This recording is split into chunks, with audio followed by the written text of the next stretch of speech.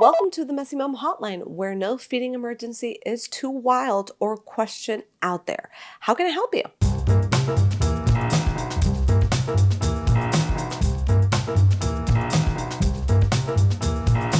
Oh, I still remember the moment I put my daughter Emma Lucia's when she was 6 months old in the high chair. I gave her some cereal mixed with some avocado, just expecting we were going to have an Instagrammable moment. And to my surprise, she just turned around with disgust and had nothing to do with eating. So if you've ever had any confusion about starting solids and you're like, what do I do first? Do I give breast milk or food? Which foods are going to be the best to give? Is there an order? Well, my friends, this episode is for you. Let's hear what her question is. I'm starting solids with my 6-month-old boy, and I'm wondering about the order in which I offer solids. I'm breastfeeding, so do I breastfeed first and then offer solids, or do I offer solids and then breastfeed? And what are some of the first foods that you would recommend? Is there a particular order in which I should give food? Just some tips and ideas for starting solids with my baby. And can you just share overall tips on how to be a parent and not go crazy? Yeah, thanks. I just love this question because I think that I, even as a pediatric registered dietitian, had a lot of questions. And oftentimes, not all the times, when you go to your pediatrician, they're just so busy that they might not go into detail into explaining. So hopefully after today's episode, if you're starting, this could give you some general tips on how to do it. Again, if you have questions, make sure you're talking to your pediatrician or you make an appointment with a pediatric registered dietitian so they can fully answer all of the questions. But let's get started. So, breast milk or solids first? In general, in the beginning, if you're first starting, it's going to be better to start with breast milk, or if you're doing formula, whatever one you're doing, because we really want to avoid your baby being overly hungry, because I remember the first times that I sat down my daughter, it wasn't really like meals as you would often see on social media. She might have a few bites here and there, but normally when we're first starting, it's like we're starting to learn how to dance, right? You don't know how to start. You're kind of reading your child for the first time. So ideally, let's first start with breastfeeding first. So ideally, I always recommend starting in the first hours. So more like breakfast or like quote unquote a lunch versus a dinner, because by dinner time, your baby is going to be tired. It's going to be fussy. So we can start with our best foot forward, meaning a best experience for you and your baby. You're going to be a little bit more confident and just going to create a better experience. So in the beginning, ideally, if your baby wakes up at 6 a.m., you would want to nurse first or breastfeed, whatever works. And anywhere from like 30 to an hour later. The second part of the question was, how many meals do I do per day? And I think this is just such a basic question that oftentimes we don't answer. Initially, we could do one, right? Anywhere from like 1 to 2. Again, the whole point is so you and your baby feel comfortable and kind of can anticipate. We're sitting down, we're having a meal, you might be playing with your food or maybe opening your mouth for a few bites. So it's, again, a learned experience. Feeding is a learned experience, just like anything else. And honestly, this is one of my favorite times to talk to parents is at 6 months, because this is the time where we can start creating the right mentality, shifting expectations. And I often say, like, don't expect what you often see in social media, that you're just going to have a baby that's going to be super hand coordinated. They're going to be able to grab everything. Granted, that might be your baby. And we also know that some babies are genetically just loving food and more interested in food. They're more motivated to eat, while others, like my daughter, wasn't really into it. She also didn't have that coordination until she became older. So realize that initially, don't put that expectation on yourself. So initially, one meal could be fine. So maybe you're going to breast milk or give formula, and then 30 to 1 hour, you're going to do one meal. They might not eat much. That's fine. You might need to even top it off with a little breast milk or formula afterwards. If you're noticing your baby just kind of became a little desperate, that can happen. But as you're continuing, maybe by 7, 8, 9 months, the whole point is we want to start doing 2 meals, 3 meals, because what's the point of complementary feeding, right? What's really the point? It's nutrition, right? It's not, food is just fun. No, we're actually also providing key nutrients that either formula or breast milk after 6 months are not able to eat, which we'll talk about, which is iron, the choline, the zinc. But we're also getting into this routine that by the time they're a year of age, you want them to be sitting with you at the table. It's a family event. So the more you can kind of realize that whether you're doing baby-led weaning, whether you're doing whatever method that you're doing, the whole point of this process is to prepare your now baby, but then toddler to be part of that food experience. So ideally, we want to start 1, maybe 2 meals if you feel comfortable. And then by the time they're 8 to 9, we're going to be doing 3 meals. So it's going to be formula or breast milk, and then we're going to do a breakfast. Maybe they're going to take a nap. They'll wake up, and maybe by that time they're kind of hungry enough that we could do a meal, and then with the breast milk. And then they might take another nap depending on what age they're in, but usually 2 naps. And then that will be dinner time. And so dinner time, you might, once they wake up from the nap, you might give them some formula or some breast milk, and then you'll have some dinner. But kind of thinking of how can you start incorporating that baby as part of the meals. I remember a really good friend who was living in Italy at the time. And he said, we tend to have like lunch more like 1 or 2 o'clock. At what time should I be feeding your baby? And so oftentimes, or if you're a type A mom, you might be like, okay, this is the way it's set in stone. And my advice to this mom was, if we can kind of find a time that your baby can also fit your lifestyle, that's going to be ideal, because it's not you changing everything around. Granted, we will have to adapt a couple of things, but if you can fit your baby to your schedule, that would be assuming the schedules, again, a big caveat because I don't know anything about that person's schedules. But after we spoke, she's like, we just tend to have like a little bit later meal. Is it fine if I just wait a little bit longer? I said, let's adapt it. So your baby's not separate, but in fact, we can involve that baby in a meal, making sure that they're not going to be overly hungry, making sure that they're getting enough breast milk or formula, which is going to be anywhere from like 24 to 28 ounces. So again, realizing there's no one set way of doing it, but the whole point is that your baby feels part of the meal, gets as much variety and experience and textures and flavors as possible, because we'll talk about that, and that we're in this little dance and it's responsive. So you're able to listen to what your baby is doing, and we're responding appropriately and keeping it positive and keeping it joyful. And this mom, I love that this mom mentioned that it's also a mix of baby-led weaning and puree.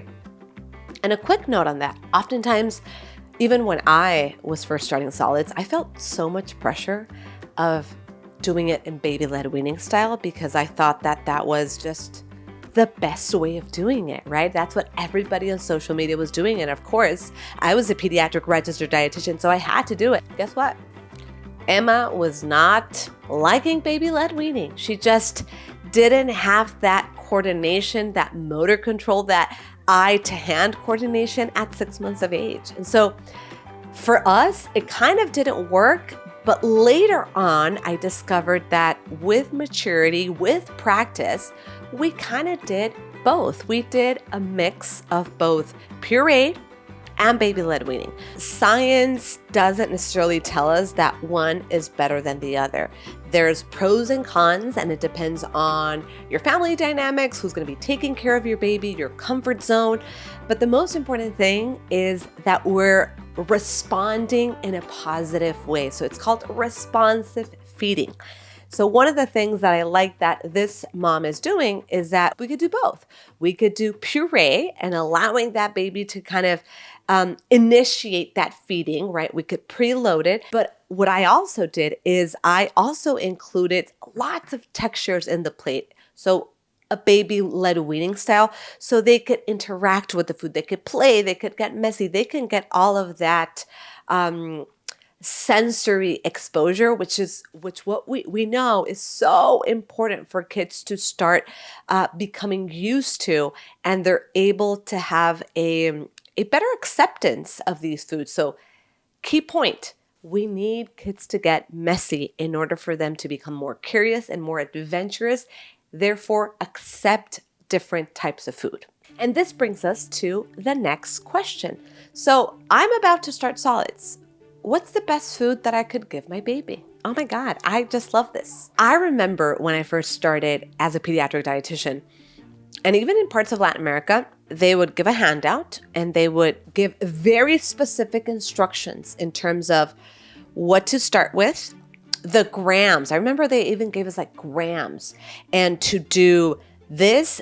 So maybe starting with cereal, then doing veggies, because we don't want to give any sweet things, because then your baby's going to get used to sweet and they will never have a veggie. Let me know if you've ever heard of this myth.